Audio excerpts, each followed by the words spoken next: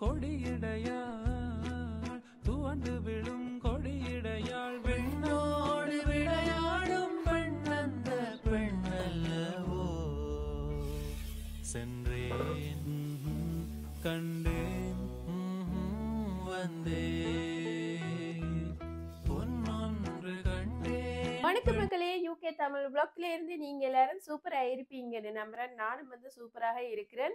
இன்னைக்கு பாத்தீங்கன்னு சொன்னா லிவர் கறி செய்து காட்ட போறேன். குட்டி ஆட்டுல இருந்து எடுக்கப்பட்ட ஈரல்ல இந்த லிவர் கறியை செய்து கொள்ள போறேன். இலங்கை முறையில இந்த லிவர் கறி இருக்க போது நான் பிரெட்டோட இந்த லிவர் கறியை சாப்பிட்டு கொள்ள போறேன். ஸோ எப்படி செய்கிற என்ன மாதிரி செய்கிறேன்னு சொல்லி காணொலிக்கு போய் பார்க்குறதுக்கு முதல் எந்த சேனலை யாராவது புதுசாக பார்க்குற நீங்களாக இருந்தால் வெள்ளைக்கோனை ப்ரெஸ் பண்ணி ஒரு சப்ஸ்கிரைப் கொடுத்து ஆதரவு கொடுத்துக்கொள்ளுங்க. அப்போ தான் நான் ரெசிபி போடுறதுக்கு உதவியாக இருக்கும். அதே மாதிரி உங்களோட ஃப்ரெண்ட்ஸ் அண்ட் ஃபேமிலிக்கு ஷேர் பண்ணுங்க. அவையும் இப்படியான கறியை வீட்டில் செய்து சாப்பிட்டு என்ஜாய் பண்ணி கொள்வதற்கு இப்போ காணொலிக்கு போய் பார்ப்போம். எப்படி ஸ்டெப் பை ஸ்டெப்பாக இந்த லிவர் கறியை நான் உங்களுக்கு செய்து காட்ட போகிறேன். இப்போ பார்த்தீங்கன்னு சொன்னால் லிவர் கொண்டு வச்சிருக்கிறேன். கிட்டத்தட்ட இது 300 கிராம் அளவில் இருக்குது. சீப்பாக யூகேல லிவர் கிடைக்கும். இது லேம்ப், அதாவது குட்டி ஆட்டில் எடுக்கப்பட்ட லிவர். அப்பப்போ இருந்துட்டு இது சமைச்சு சாப்பிட்டா உடம்புக்கு நல்லதுன்னு சொல்லப்படுது. ஸோ அதனால் நானும் இன்றைக்கு உங்களுக்கு செய்து காட்டுறேன். வீட்டை சமைக்கிறபடியாக இதை வடிவாக வெட்டிட்டு பிறகு உப்பு மஞ்சள் தூள் எல்லாம் போட்டு வடிவாக கழுவி எடுத்துக்கொள்ளணும்.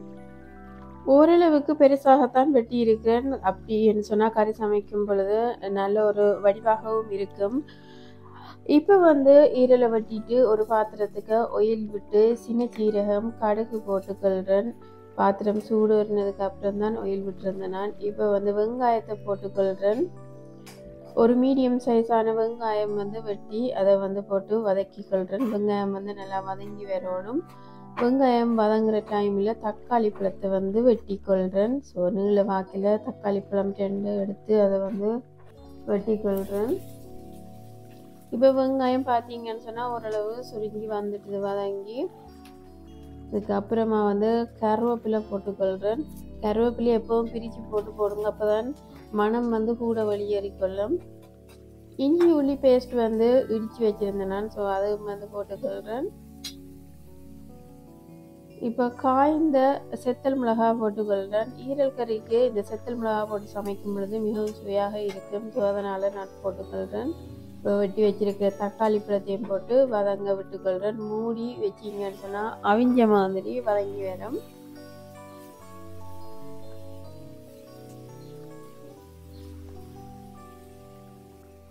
இப்போ வதங்கப்பட்ட இந்த தக்காளி பழத்துக்கு இந்த ஈரலை போட்டுக்கொள்கிறேன். இப்போ கொஞ்சமாக மஞ்சத்தூள் போட்டு உப்பும் போட்டு இதை அவிச்சு கொள்ள போகிறேன். தண்ணி எதுவும் விட தேவையில்லை. அவிக்கிறதுக்கு அதிலேருந்து தண்ணி வெளியேறிக்கொள்ளும். கீட்டை குறைச்சி விட்டுட்டு நன்றாக மூடி அவிச்சு கொள்ளணும். இப்போ பார்த்தீங்கன்னு சொன்னால் இதுக்கு ஒரு மசாலா செய்ய போகிறேன். கருவாய் இருக்குது, பெருஞ்சீரகம் இருக்குது, அதாவது கிராம்பு, ஏலக்காய், கருப்பு, பச்சைன்னு சொல்லி இருக்குது. ஸோ இதை இடித்து கொள்ள போகிறேன். வறுக்க தேவையில்லை, இப்படியே இடித்து பவுடர் ஆக்கி கொள்ளணும். இந்த கறிக்கு இந்த மசாலா நல்ல ஒரு மணத்தை கொடுக்கக்கூடியது. ஈரல் சாப்பிடாதவங்க கூடி இப்படி இந்த மசாலா போட்டு செய்யும் பொழுது சாப்பிட்டு கொள்ளினோம். அதே நேரம் ஹெல்த்தியானதும் கூட இந்த மசாலாவல். ஸோ கொழுப்பு எல்லாத்தையும் வெட்டி தள்ளுமென்னு சொல்லப்படுது. இப்போ ஈரல் பார்த்தீங்கன்னு சொன்னால் ஆல்மோஸ்ட் அவிஞ்சிட்டுது. நான் ஒரு நைஃபால் வெட்டி காட்டுறேன் உங்களுக்கு. தண்ணி விடையில் தண்ணி வெளியேறிக்கொள்ளும். நீங்கள் ஹீட்டை குறைச்சி விட்டு அதை சமைக்கும் பொழுது. இப்போ வச்சிருக்கிற சின்ன சீரக பவுடர், அதாவது கரம் மசாலா பவுடர், மஞ்சள் தூள், ஸ்ரீலங்கா கறி பவுடர் எல்லாம் இதுக்குள்ளே போட்டுக்கொள்கிறேன். சின்ன சீரக பவுடர் கண்டிப்பாக ஈரல் கறி போட்டு சமைக்கணும். அது ஹெல்த்தியானதும் கூட. ஸோ அதனால் போட்டிருக்கிறேன். தூள் மணம் போக மூடிட்டு ஓப்பன் பண்ணி எடுத்துக்கொள்கிறேன். இப்போ தேங்காய் பால் விட்டுக்கொள்கிறேன் ஒரு 100 மில்லி அளவில். இப்போ பாலையும் விட்டு வடிவாக மிக்ஸ் பண்ணிவிட்டு ஒரு 5 நிமிடம் இதை அவிச்சு கொள்ளணும் குறைவான நெருப்பில். நான் மிளகு பவுடர் போட மறந்துட்டேன். ஸோ அதனால் போட்டுக்கொள்கிறேன். அத்துடன் இந்த மசாலா, அதாவது இறைச்சி சிறக்கன்னு சொல்லிவிடும், இல்லைன்னா மசாலா ஸ்பைசி மசாலான்னு சொல்லுவோம். ஒரு 5 நிமிடம் மூடி ஓப்பன் பண்ணி எடுத்துக்கொள்கிறேன். ரெடியாகி விட்டது. இப்போ தேசிக்காய் புளி வந்து விட்டுக்கொள்கிறேன். கொஞ்சம் ஆறினதுக்கு அப்புறம் விட்டால் தான் அந்த புளி வந்து அந்த இறைச்சியில் சேரிக்க நல்ல சுவையாக இருக்கும். இப்போ ஈரலை பார்த்தீங்கன்னு சொன்னால் மிகவும் சுவையாகவும் நல்லா அவிஞ்சும் இருக்குது. ஈரல் பொதுவாகவே அவிஞ்சிடும், அதில் ஒரு மாத்தன்மை மாதிரி இருக்குதானே, ஸோ அதனால் அது குயிக்காக அவிஞ்சிடும். ஸோ சூப்பரான ஈரல் கறி வந்து நான் உங்களுக்கு செய்து காட்டியிருக்கேன். நீங்களும் வீட்டில் ட்ரை பண்ணி பார்த்து செய்து கொள்ளுங்க. நீங்கள் ரைஸோடையும் சாப்பிட்டு கொள்ளலாம், அதாவது சோறு சாப்பிடும் பொழுதும் சாப்பிட்டு கொள்ளலாம். இல்லைன்னு சொன்னால் நான் இன்றைக்கு பிரெட்டோடு தான் சாப்பிட போகிறேன். மிகவும் சுவையாக இருக்கக்கூடிய லிவர் கறி ஸ்ரீலங்கன் ஸ்டைலில் வந்து ஹெல்த்தியான முறையில் வந்து செய்து காட்டியிருக்கிறேன்.